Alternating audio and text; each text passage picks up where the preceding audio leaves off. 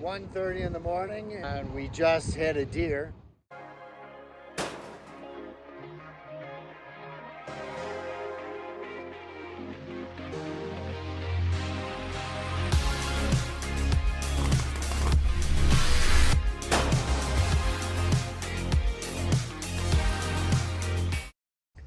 Yo, welcome back to Containing Luxury and my crazy hairdo.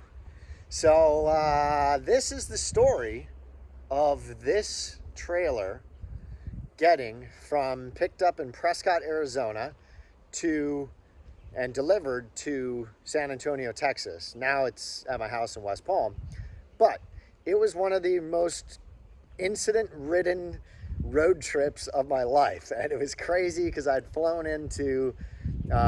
actually flown from West Palm to Prescott, Arizona, or Phoenix, Arizona, and then Ryan picked me up in the truck from the airport. We crashed at a hotel for a few hours. We got on the road super early.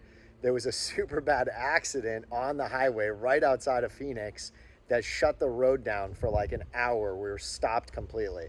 Then we finally got moving, and we ran into a fuel issue that the truck could not go faster than like 35 miles an hour, which turned into getting the trailer finally. We're way behind schedule, and then an even worse incident happens at like 1:30 in the morning, like 3 hours away from our destination in San Antonio.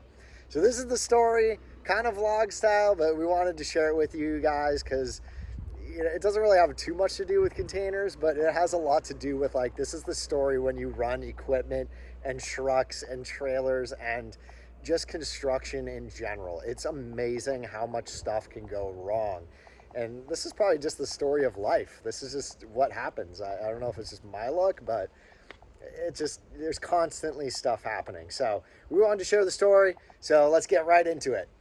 Okay, so we're in Prescott, Arizona. And there's the Ram going in because something happened that we're going 35 miles an hour when we go up the hill, which is not cool.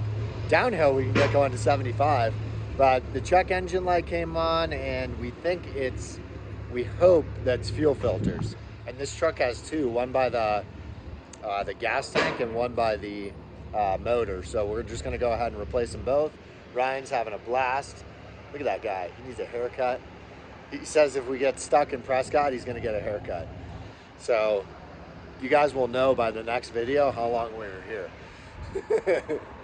So yeah, hopefully these guys seem pretty cool. They were the only place that was open. Plus they had good reviews, so they're gonna help us out. Should be like 250 bucks for two fuel filters, which sucks, but hopefully we'll be good to go. We'll check it out. Ryan's face is sore. So we think we found the issue. We don't know, but we're gonna find out. You guys are gonna watch us find out. Acceleration. I think we're good to go. Good news is, I think we're gonna be back on the road, and now we're gonna be able to go get our trailer. Yay! And Ryan still has hair. And he's eating bars, cookies. All right, I need to use my phone because I don't know where we're driving to. Yep, we're back on the road. God, I don't know if the audio sucks or not, but we officially have the trailer that we've been talking about forever, the custom built one. We had a couple of issues, nothing major. It works. We'll have to get creative on a couple things. We have the only one in the world, which is pretty cool. And but we saw a different design. It's going to cost a ton more money, but 1,000 times faster, 1,000 times better for us because we're going to be moving a lot of containers. It was like Ninja versus White Belt. She said Viking. Viking? Why would a Ninja beat up a Viking? Viking can hit you with an axe. Yeah, but that's the thing. Ninja is like sneaky, quick, agile. Viking is just, I don't know what this guy's talking about over here. He's all hopped up on blueberry muffins and packaged eggs. What? So anyway, we got the trailer. We'll show you guys. It's really cool. It's back here. It's tiny. And we also have a bunch of other gadgets in the back that we got, like these placement dollies and some other stuff. It's going to make our life a lot easier when we're moving containers around. And we're finally back on the road. So now we have 16 hours to drive. It is, what time is it? 11:23. So 16 hours. It's going to be about 4 a.m. when we get home to San Antonio. And then I have a flight at noon back to West Palm. And I got to Phoenix last night at 9:30 p.m. Yay! So, all right, we're gonna get food and keep cruising. So, sad day. It's 1:30 in the morning and we're outside of, I don't know, we're only like 2 hours away from home, 3 hours away. And we just hit a deer. Couldn't swerve. Had the trailer, slowed down as much as possible. Still impacted it with slightly going off the road, and it smashed our toolbox into the back tires and damn near blew out our back tires, but didn't. But we can't get our box off, so we're gonna hook up to this sign post. It's the only thing we can do, and try and bend the box. What a day.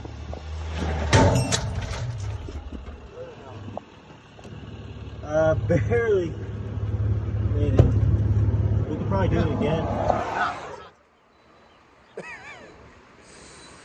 So that sucked last night, but that was where we took the impact right there.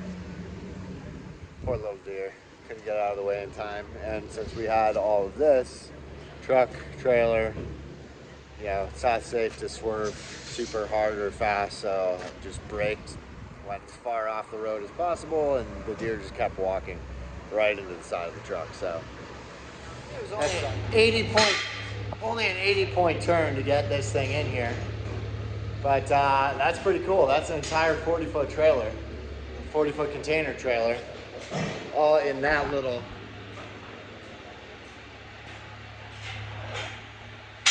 setup. So we're gonna park that sucker in here, unload, and be good to go. Hey guys, that's the story behind the crazy, we'll call it the Transformer trailer, and the journey it took to finally get this thing. The crazy part is, I don't know if you guys remember, it was like a year ago. Actually, it was over a year ago from when we originally placed the order to when we finally got it. I will say it is crazy labor intensive to do, but the trailer is tiny, so it's kind of a trade-off. I will say that we're barely ever going to use this thing, but it's going to come in handy when moving containers around like little areas, but highly doubt this thing will ever do a lot of highway travel, even though it's supposed to be rated for that. I don't like the way that it kind of functions. So we're going to make some modifications, and it's going to come in handy for this kind of stuff. Moving these 220 foots I have in there, I don't think I could have got them there with a you know, a smaller, or sorry, one of the bigger trailers. Actually, I know I couldn't have gotten them there, because lifting it up to drop them off, I would have hit the gutter system on the building back here. So I have 220 foots tucked into this really tiny space back here.